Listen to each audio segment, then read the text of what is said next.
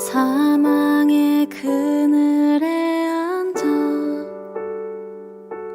죽어가는 나의 백성들,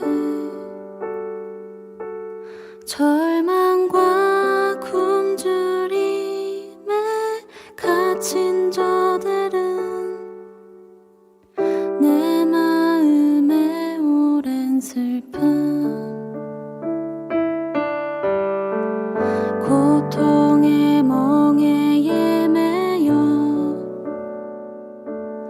울고 있는 나의 자녀들, 나는 이제 일어나 저들의 멍에를 꺾고 눈물 씻기기 원하는데, 누가 내게 부르짖어 저들을 구원케 할까? 누가 나를 위해 가서 나의 사랑을 전할까? 나는 이제 보기 원하네.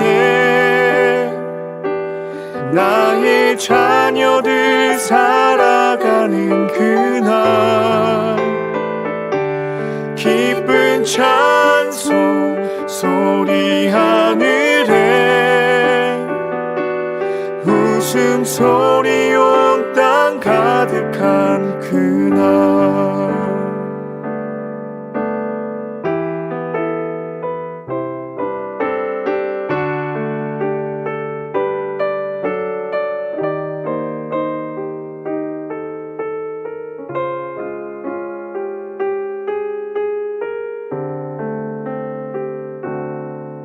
내가 주인 삼은 모든 것 내려놓고 내 주 되신 주 앞에 나와 내가 사랑했던 모든 것 내려놓고 주님만 사랑해.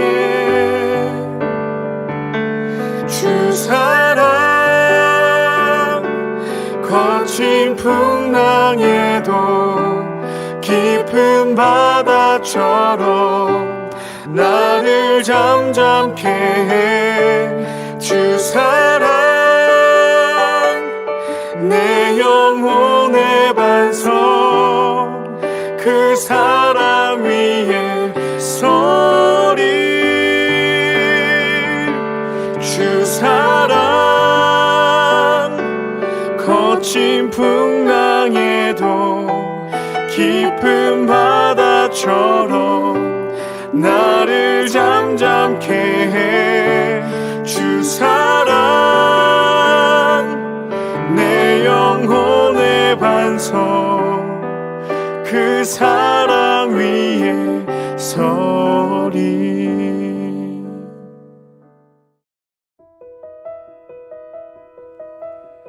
내 구주 예수를 더욱 사랑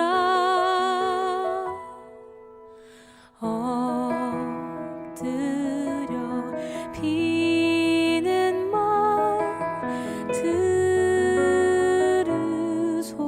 들으소서. 진정 소원이 내 구주 예수를 더욱 사랑, 더욱 사랑.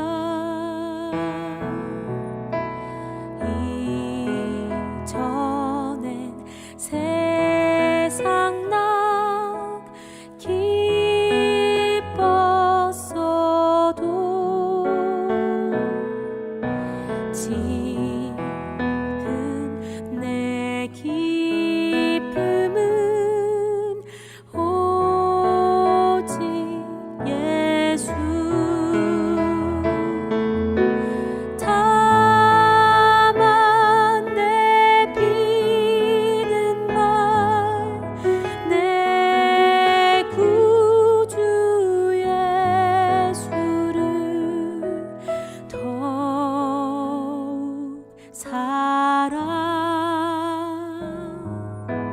더욱 살아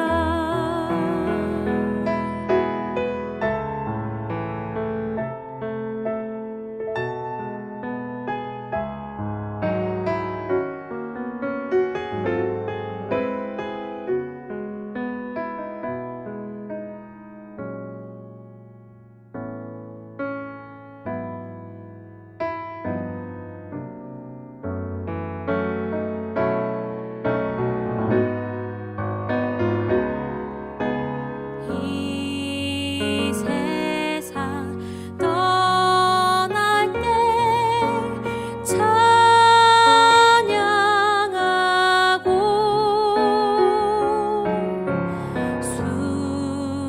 숨질 때 하는 말 이것일세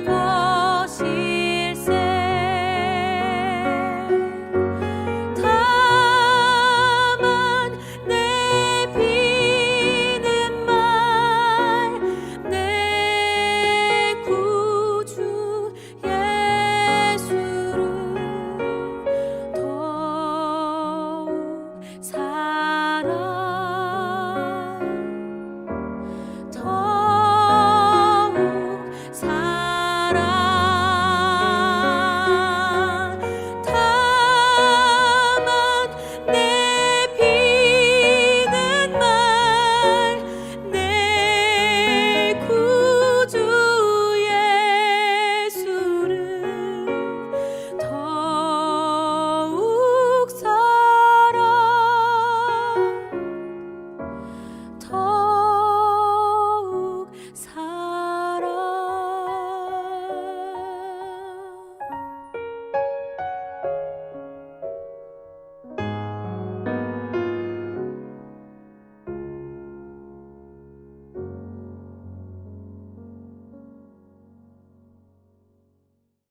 오늘의 말씀은 마태복음 5장 1절에서 16절까지입니다.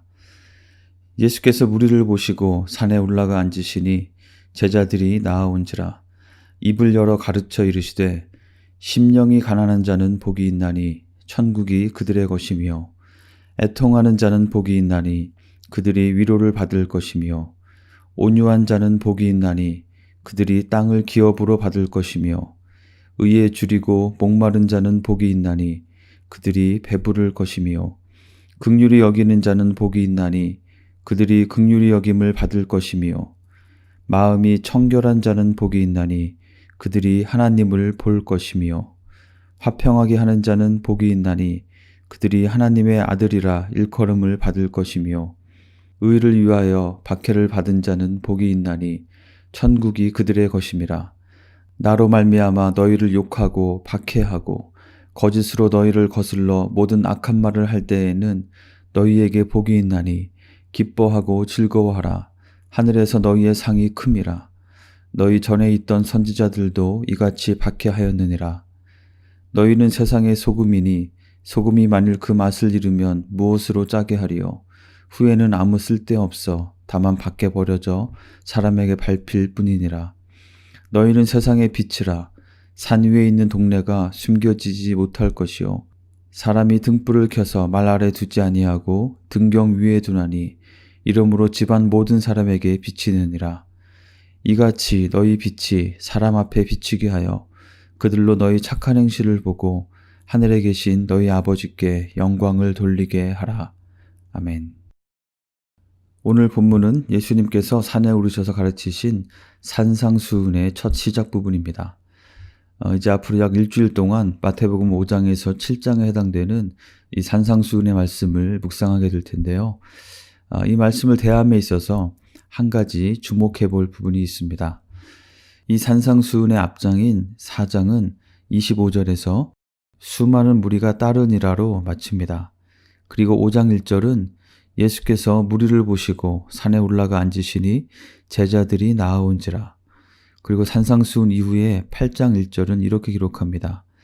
예수께서 산에서 내려오시니 수많은 무리가 따르니라.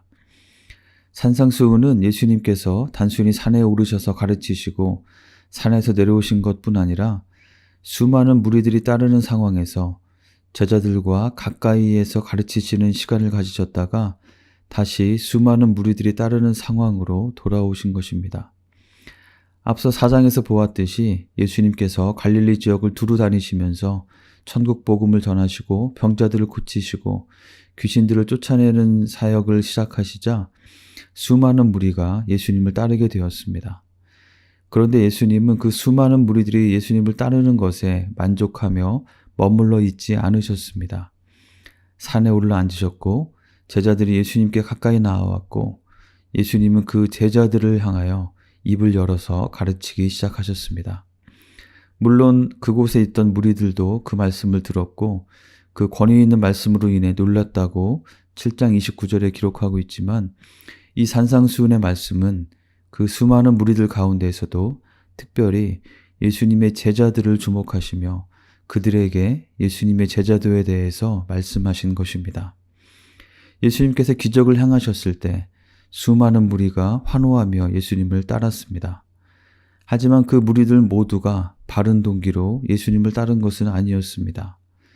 오병이어의 기적 후에 수많은 무리가 예수님을 따르며 심지어 예수님을 왕으로 삼으려고 했지만 그들의 대다수는 떡 먹고 배부름 때문이었습니다.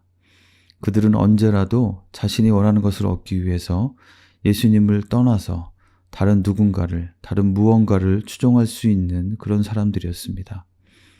예수님의 관심은 기적을 보며 환호하며 추종하는 수많은 무리들이 아니라 그 기적이 표적이 되어서 증거하는 예수님이 누구신지 깨닫고 예수님께서 말씀하시는 천국 복음을 믿고 그것에 따라서 정말 주님을 따르는 제자들에게 있으셨던 것입니다. 사랑하는 여러분, 우리는 어느 자리에 있나요? 예수님께 관심을 보이지 않는 외인들이 아니라 예수님께 나아온 무리들 가운데 있는 것에 만족하는 것이 아니라 예수님께 더 가까이 나아가서 예수님의 말씀에 우리의 마음과 귀를 기울이고 그 말씀의 가르침에 따라서 이 세상의 죄로 오염된 가치관과 세상의 방식이 아닌 천국의 가치관과 삶의 방식을 취하여 예수님을 따르며 살아가는 제자들이 되는 우리 모두가 되기를 간절히 원합니다. 적당히 거리를 두며 따라가는 무리들이 아니라 주님을 가까이에서 바짝 따르는 제자들이 되기 원하는 마음으로 산상수훈의 주옥 같은 말씀들을 한 구절 한 구절 마음에 새기며 그 말씀을 통해서 지금 나에게 주시는 메시지를 이해하여 잘 듣고 그 말씀대로 살기 위해 힘쓰는 우리 모두가 되기를 원합니다. 산상수훈의 첫 가르침은 복에 대한 말씀입니다. 예수님께서는 이러이러한 자가 복되다라는 구절을 3절에서 12절까지 8가지로 말씀하셨습니다. 그래서 우리가 이것을 팔복이라고 부르기도 하죠. 우리는 새해가 되면 새해 복 많이 받으세요 라고 인사를 하곤 하는데요. 여러분은 정말 복 받기 원하십니까? 네, 정말 우리 모든 성도님들이 복을 정말 많이 받으시기를 간절히 원합니다. 그런데 어떤 분은 이 복이라는 단어에 대해서 약간의 알레르기 반응을 보이기도 합니다. 나는 굳이 복을 바라면서 복을 받기 위해서 예수님을 믿거나 헌신하는 것이 아니라고 말하기도 합니다. 아마도 잘못된 기복신앙, 어떤 물질적인 풍요나 세속적인 영달만을 복으로 생각하고 갈구하는 그리고 교회 안에도 슬그머니 들어와서 위력을 떨치고 있는 그 샤머니즘적인 기복신앙에 대한 반작용으로 나타나는 반응일 것이라고 생각합니다. 그러나 복은 좋은 것입니다. 창세기 1장 28절에 보면 하나님은 사람을 창조하시고 그들에게 복을 주셨습니다. 그리고 창세기 12장 1에서 3절에서 아브라함을 부르실 때도 그에게 복을 약속하시고 또한 그에게 복이 되라고 말씀하셨습니다. 하나님은 우리에게 복 주기를 원하시고 우리가 복을 누리고 복이 되기를 원하십니다.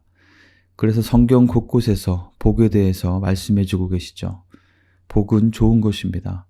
복을 구하고 복을 받기 위해 사는 것은 매우 당연하고 합당한 것입니다. 문제는 복 받기 원하는 것 자체가 아니라 무엇을 복으로 여기며 어떤 복을 구하며 살 것인가에 있는 것이죠. 동상이몽이라는 말이 있습니다. 같은 침상에 누워서 서로 다른 꿈을 꾼다는 말입니다. 많은 무리가 복을 구하며 예수님을 따르고 있지만 모두가 예수님과 같은 꿈을 꾸며 따르는 것은 아니었습니다. 그래서 예수님은 먼저 복에 대해서 말씀하시면서 주님을 따르는 제자들은 무엇이 진정한 복인지를 바로 알고 세속적인 짝퉁 유사품 복이 아니라 하나님께서 주시는 참된 복을 추구하며 살아야 한다고 가르치시는 것입니다. 주님을 따르는 제자는 예수님이 말씀하시고 주시는 복의 개념을 바로 이해해서 동상이몽이 아니라 동상동몽을 꾸어야 하는 것입니다. 예수님은 복에 대해서 말씀하시면서 이러이러한 자가 복되다. 왜냐하면 그에게는 이러이러한 복이 주어지기 때문이다라는 구조를 사용하셨습니다. 그렇다면 예수님께서 그렇게 말씀하신 복의 내용은 무엇인가요? 3절, 천국이 그들의 것이다. 하나님께서 함께 하시고 하나님께서 다스리시는 하나님 나라를 소유하고 하나님 나라를 살게 되는 것이 바로 복입니다. 4절, 위로를 받을 것이다. 마음과 마음이 연결되어 흐르는 것. 주님께서 나의 마음을 알아주시고 헤아려 주시고 위로해 주시는 것이 복입니다. 5절, 땅을 기업으로 받을 것이다. 이것은 부동산 땅 부자가 된다는 의미가 전혀 아닙니다. 시편 37편에서도 여러 번 등장하는 이 땅을 얻는다는 표현은 유대인들에게는 구약의 약속의 땅 가나안을 연상시키는 것으로서 하나님께서 허락하시는 그 약속의 땅을 상속받아서 그 안에 들어가서 그것을 누리며 살게 되는 것을 말합니다. 하나님께서 주시는 기업이 있고 그곳에 거하며 그것을 누리고 사는 것이 복입니다. 6절, 배부를 것이다. 바로 하나님께서 필요를 채우시고 충족시켜 주셔서 진정한 만족함을 누리는 것이 복인 것이죠. 7절, 긍휼히 여김을 받을 것이다. 허물의 사하심을 받고 하나님의 긍휼과 자비를 얻는 것이 복입니다. 8절, 하나님을 볼 것이다. 하나님과 친밀하게 교제하며 하나님의 마음을 이해하게 되는 것이 바로 복입니다.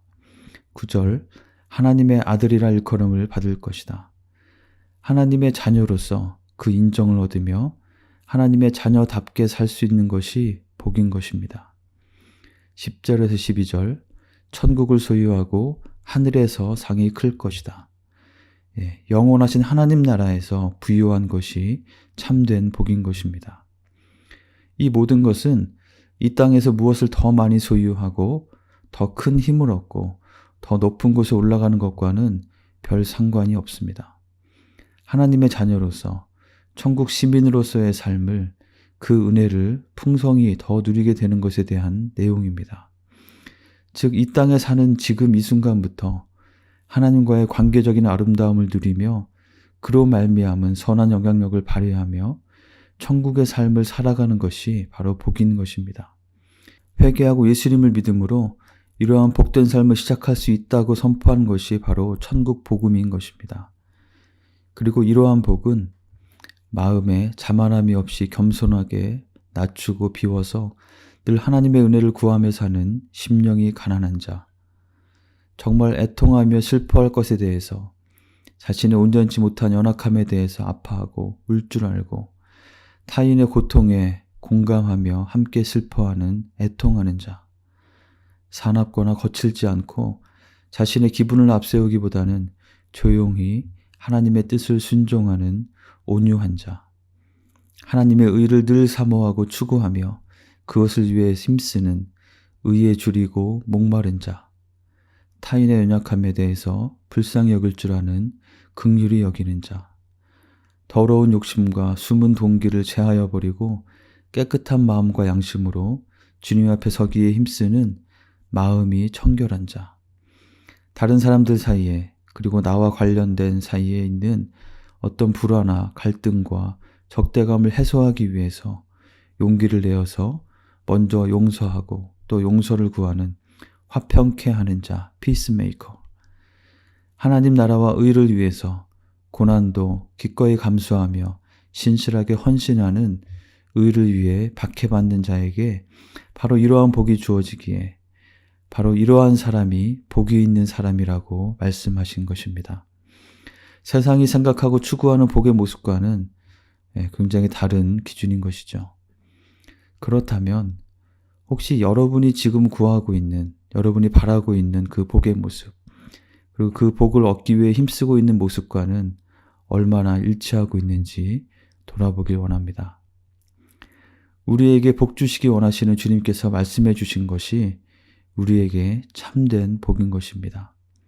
제자는 동상이몽이 아니라 동상동몽을 꿈꾸며 바로 이러한 복을 구하며 사는 사람입니다. 마르지 않고 영생하도록 솟아나는 참된 행복은 이러한 복을 누릴 때에 비로소 맛볼 수 있는 것입니다. 그리고 이 8가지 복된 사람의 모습을 가만히 묵상해 보면 이것은 결코 혼자 가만히 머물러 있는 가운데 이룰 수 없는 모습임을 발견하게 됩니다. 매일매일 순간순간마다 하나님 앞에 나아가서 하나님과의 관계 가운데서 자신을 돌아보고 또한 사람들과의 관계 가운데로 나아가서 그 가운데서 우리의 마음을 움직여서 마음을 쏟고 행동을 취하는 것을 통해서 이루어지는 것임을 발견하게 됩니다.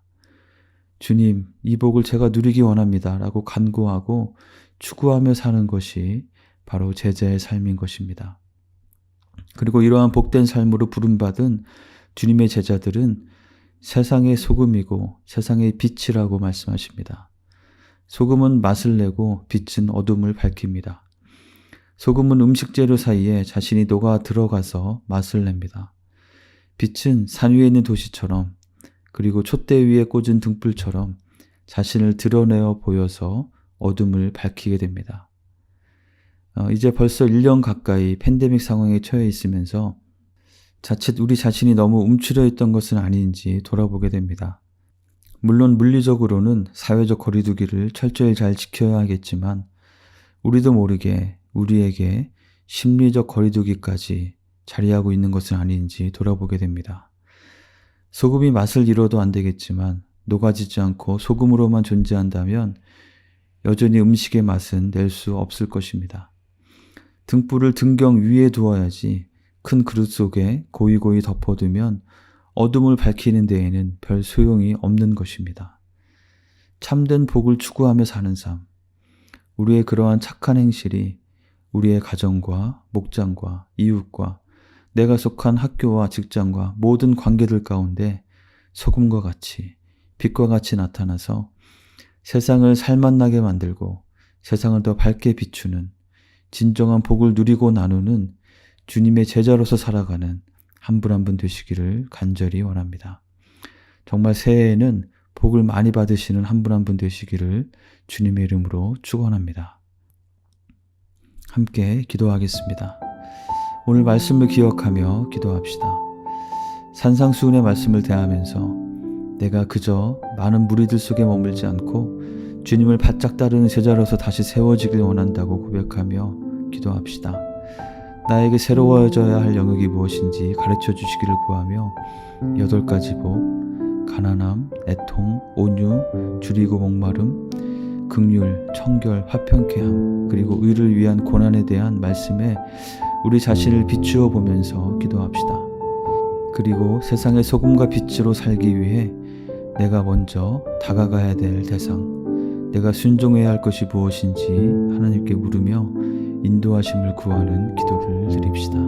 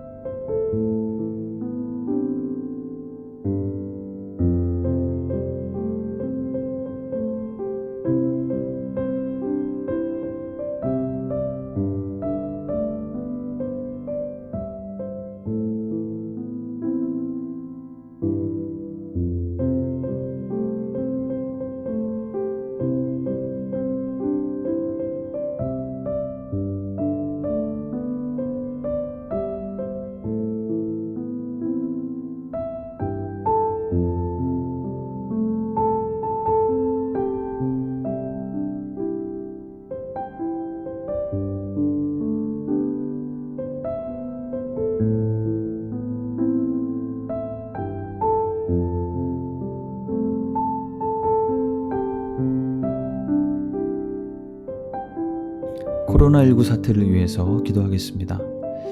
이제 백신 접종이 많이 진전되고 있는 것 같습니다. 부작용 없이 안정적으로 잘 이루어져서 속히 이 사태가 종식될 수 있도록 기도합시다. 그리고 우리 주변에도 이 바이러스가 정말 가까이 와 있습니다. 이로 인해서 건강으로 어려움을 겪는 분들, 특별히 우크라이나의 정광섭 선교사님 가정과 현지인 길동 목사님의 온전한 회복을 위해서 함께 기도해 주시기 바랍니다. 재정적으로 어려움을 겪는 분들을 위해서, 그리고 의료진들과 여러 방역 관계자들에게 오늘도 잘 감당할 힘을 주시도록 기도하겠습니다.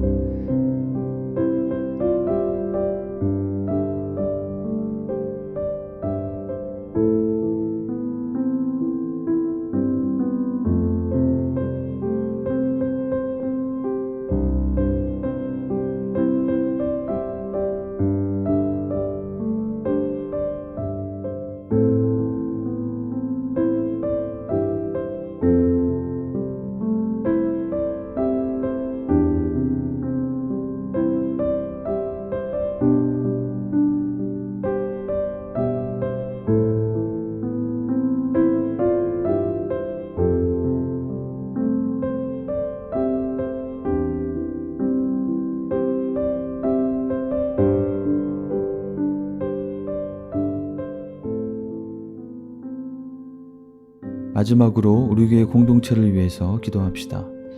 오늘은 영어부 사역을 위해서 함께 기도하면 좋겠습니다. 현재 영어부 목사님 청빙위원회가 구성 중에 있습니다. 새로운 영어부 목사님 청빙 과정이 하나님의 뜻과 인도하심 가운데 순조롭게 이루어지도록 기도합시다.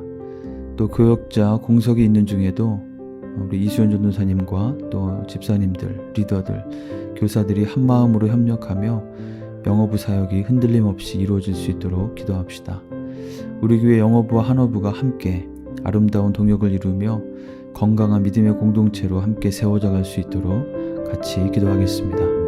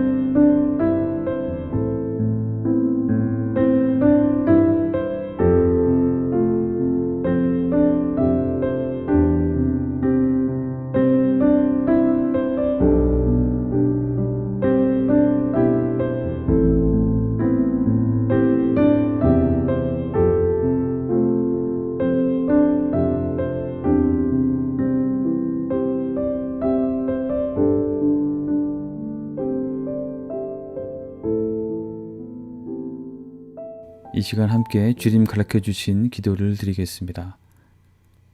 하늘에 계신 우리 아버지여, 이름이 거룩히 여김을 받으시오며 나라가 임하시오며 뜻이 하늘에서 이루어진 것 같이 땅에서도 이루어지이다. 오늘 우리에게 일용할 양식을 주시옵고 우리가 우리에게 죄 지은 자를 사하여 준 것 같이 우리의 죄를 사하여 주시옵고 우리를 시험에 들게 하지 마시옵고 다만 악에서 구하시옵소서. 나라와 권세와 영광이 아버지께 영원히 있사옵나이다. 아멘.